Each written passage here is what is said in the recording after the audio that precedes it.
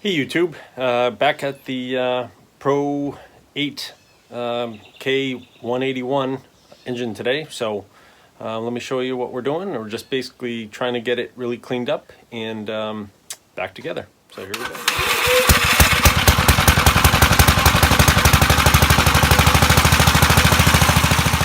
So, like I've showed in the previous videos, the piston is in really good shape, everything else is in good shape, so basically just wire brush down the top. Need to go back and just it's got some oil on it and grease and stuff on it, so I'll just wipe it down before I close it up. Basically scraped off all the old gaskets, got to make some new ones for this plate, and start making I bought a kit for everything else. Some of this stuff is, still a little greasy, which is fine. I'm just going to leave it that way. I am going to do just a quick, fast paint bomb on it, just for the, just to keep it from rusting again. Don't care if it flakes off. Just trying to, like I said, just trying to get it clean and keep it from rusting. But I'll just, I did, just give it a quick wash.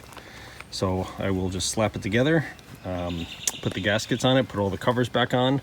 Just quickly throw some paint on it, and we'll be done with the engine. I still need to order a rebuild kit, or at least the gaskets for the Walbro carburetor. Like I said, the tractor runs well, so kind of not really going to mess with it. Just again, just trying to clean it up and get it back running. So I'll be right. So it's back together. Got most of the gaskets in. The last one I have to do is the big circular one between the mounting plate and the engine, and the mounting plate and the basically the transmission. So I'll show you this one right now. That's the last gasket. That's the mounting plate right here. I am absolutely ticked off right now because I can't find my punches, so I could create really nice round holes in them. I cleaned my tool chest a little while ago and took all the hammers out and put them in a bucket. I need to get another tool chest just for those. I just don't know where I put them. I'll have to check maybe some of the other ones, but if I have to, I can buy another cheap set from, you guessed it, Harbor Freight. It's just for punching out gasket holes. They work real nice. Anyone who, if you're making your own gaskets, without a doubt, the easiest way and the best way for making the bolt hole pass-throughs are punches. Most of this stuff when you buy it, like these right up here, these are all die cut, so that's the best way to do it. So what's on the agenda next is power washing this transmission. So it is absolutely filthy. So I took all the wire, the majority of the wire harnesses off, except the one that goes to the handle. I'm going to just leave that for now. But I'm going to power wash the transmission, get it all clean, and then scrape it, throw a little paint on the rusty spots, and then be done with it. Drain the oil again. Actually drained it a while ago, and didn't realize I left that much crummy oil in it. So I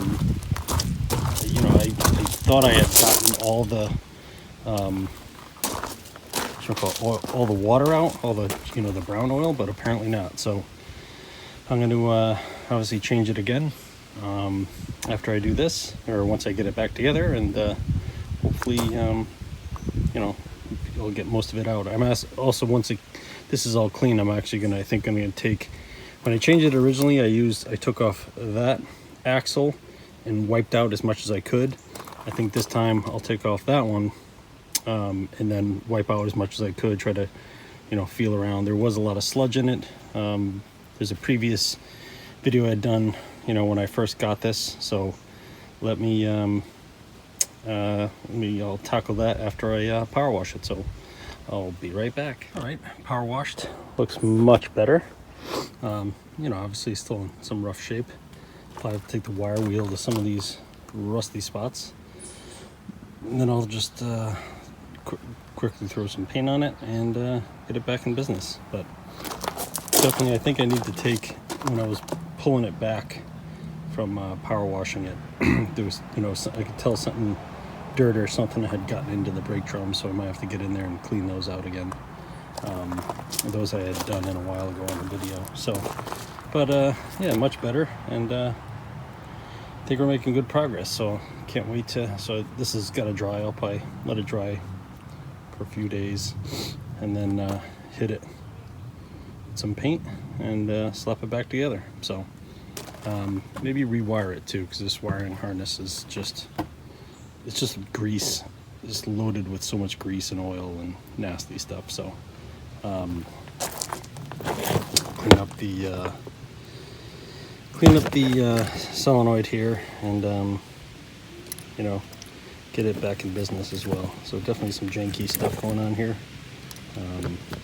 Definitely, you can tell it's all nasty there. This is, I'll have to look at the manual, some type of relay or something to figure out what that is. But as you can see, there's all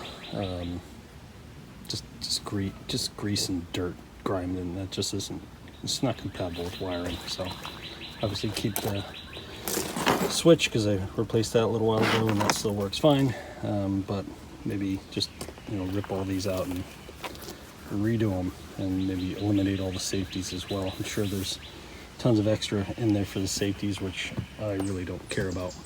But all right, thanks for watching, and I'll see you guys soon.